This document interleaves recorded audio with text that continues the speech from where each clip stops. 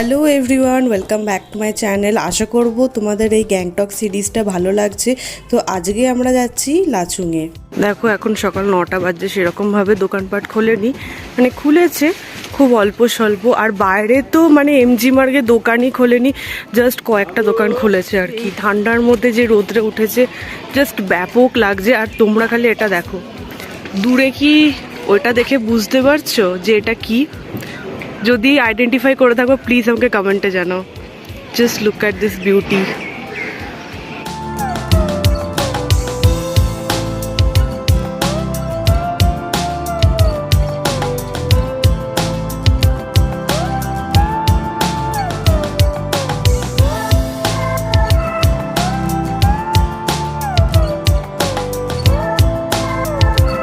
যদি তোমরা কখনো লালবাজার যাও, একদম টপ ফ্লোরে যাবে আর ওইখানে দেখবে যে ডান দিকে আর বাঁ দিকেই দুটো রুফ আছে, ওইখান থেকে তুমি ভিউটা এনজয় করতে পারো, খুবই সুন্দর। আর এইটা হচ্ছে এমজি মার্গ, তার একদম অপোজিটে দেখবে এই রাস্তাটা নিচে চলে যাচ্ছে, এই দিক দিয়েই হচ্ছে লালবাজার। তো সকাল সকাল আমরা বেরিয়ে পড়েছি ভাজরা স্ট্যান্ডের জন্য, ওইখান থেকে আমরা রওনা দেবো লাচুংয়ে। তো ওইখানেই আমরা সবাই যাচ্ছি। এই যে এটা হচ্ছে ভাজরা স্ট্যান্ড।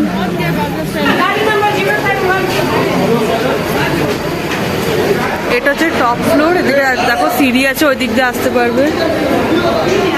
এখানে হচ্ছে সমস্ত গাড়ি এখান থেকেই ছাড়বে।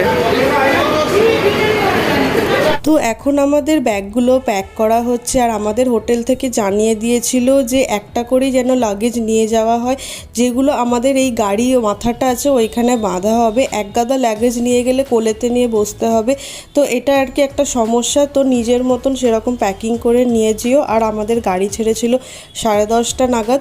সত্যি বলছি বাইরের ওয়েদারটা জাস্ট অপূর্ব ছিল, খুবই সুন্দর ওয়েদার ছিল। আমরা সবাই খুব এনজয় করতে করতে যাচ্ছিলাম।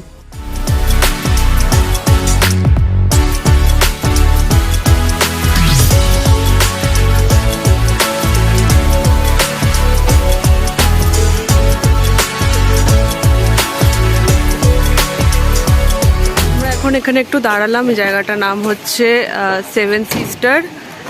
এখানে একটা ফলস আছে আর উল্টো দিকের ভিউটা খালি দেখো। এখানে একটু টি ব্রেকের জন্য আমরা দাঁড়িয়েছি, এখানে ফ্রেশ হওয়ারও ব্যবস্থা আছে।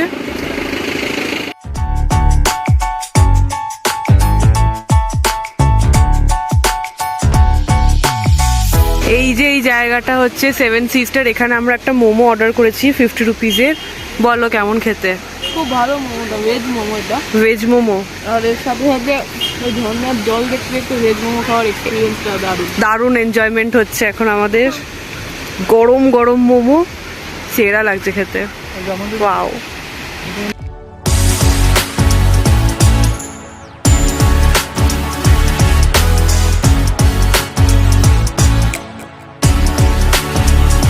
এখন আমরা এখানে দাঁড়িয়েছি লাঞ্চ করার জন্য। জাস্ট ওয়েট আ মিনিট, আমাকে খালি পেছনের ভিউটা তোমাদেরকে দেখাতে দাও।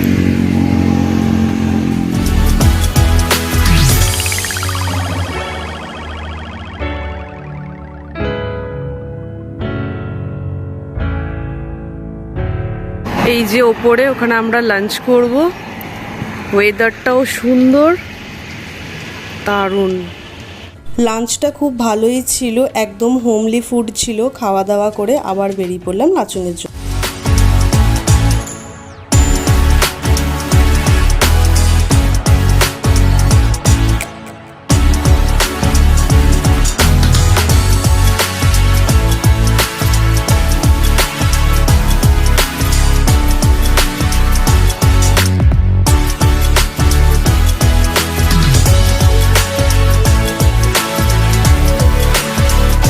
রাস্তাঘাট দেখে বুঝতেই পারছো যে কতটা এই জায়গাটা এফেক্ট করেছে। তার উপর থেকে আমরা যে রাস্তাটা দিয়ে যাচ্ছিলাম, এই হচ্ছে রাস্তার অবস্থা।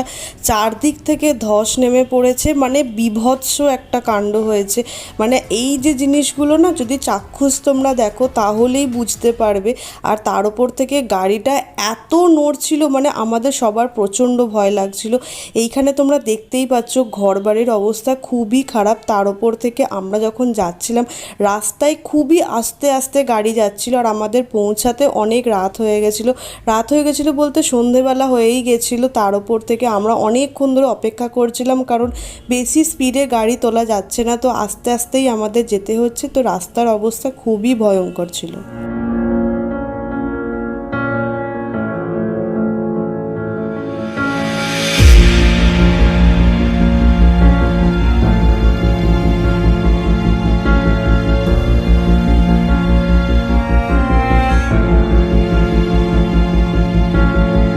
কি অবস্থা, ব্রিজটা আবার হাফ ভেঙে গেছে।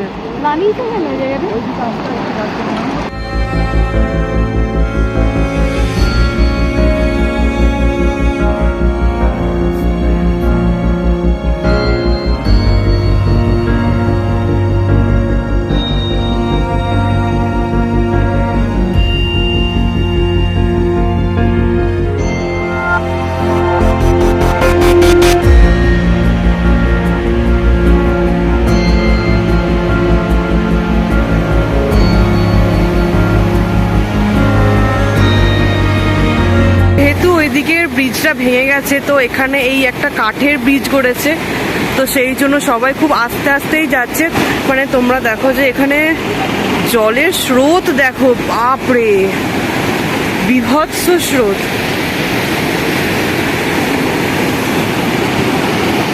দেখো খালি স্রোত, সন্ধে হয়ে এসছে। আমরা ওই 7টা সাড়ে 7টা নাগাদ হোটেলে পৌঁছে গিয়েছিলাম। রুম মোটামুটি ঠিকঠাকই ছিল, খুব বেশি ভালো আমি বলবো না, হ্যাঁ বেশ বড় রুম ছিল। তার উপর থেকে এইখানে একটা সমস্যা আমি লক্ষ্য করলাম, সেটা হচ্ছে এখানে কারেন্ট একদমই থাকছিল না, জেনারেটারে চলছে, তার উপর থেকে ম্যাক্সিমাম টাইমে সেটাও চলছে না। তার উপর থেকে এখানেতে হিটার কিছু নেই, পার্সোনাল হিটার নেই। তো পাশে একটা হোটেলেতে আমরা খোঁজ করতে গেছিলাম, তো ওরা বলছে 300 টাকা লাগবে। পৌঁছাতে না পৌঁছাতেই আমাদেরকে জানালো যে একটু চা খেয়ে নিতে, বেশ ভালো করেছিল।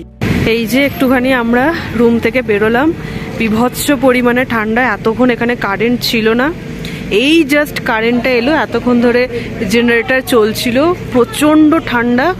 এখন প্রায় 1 ডিগ্রির মতন আছে, একদম মানে কি বলবো, বিভৎস ঠান্ডা, একদম হাত জমে যাচ্ছে।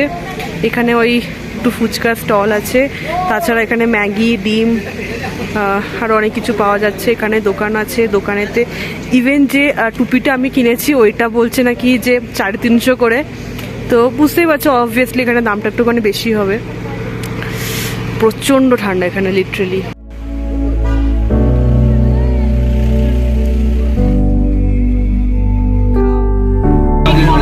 ঠান্ডা ঠান্ডা জল,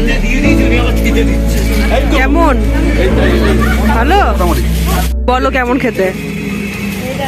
প্রচন্ড খুব ভালো খেতে, কিন্তু বলছে বরফ জলের সাথে ঠান্ডা হয়ে গেছে একেবারে। এখানকার ওয়েদারটা এত সুন্দর, আর পাশে একদম তিস্তা নদীর যে স্রোতে বেগে যাচ্ছে না, এত সুন্দর আওয়াজ। আমরা অ্যাকচুয়ালি দাঁড়িয়েছিলাম চুপ করে, পাশ থেকে এত সুন্দর আওয়াজ আসছে, দারুণ দারুণ এক্সপিরিয়েন্স। তার উপর থেকেও আমরা আসার সময় দেখলাম যে এখানেতে মানে চুংথাংয়ের যে জায়গাটা অ্যাকচুয়ালি প্রচণ্ড অন্ধকার হয়ে গেছিলো, তো সেই জন্য আর কি কিছুই সেরকম রেকর্ড করতে পারিনি, ক্যামেরাতে কিছু আসছিল না। ইভেন এখানে যে লোকাল আছে তাদের সাথেও কথা বলছিলাম, তো ওনারা বলছিল যে এখনও অনেক বডি আছে যেগুলো বালির তলায় আছে বা পাহাড়ে এইসবের ধস নেমেছে, তো নিচে আছে, তো এখনও মানে ওদের কোনো হদিশ নেই।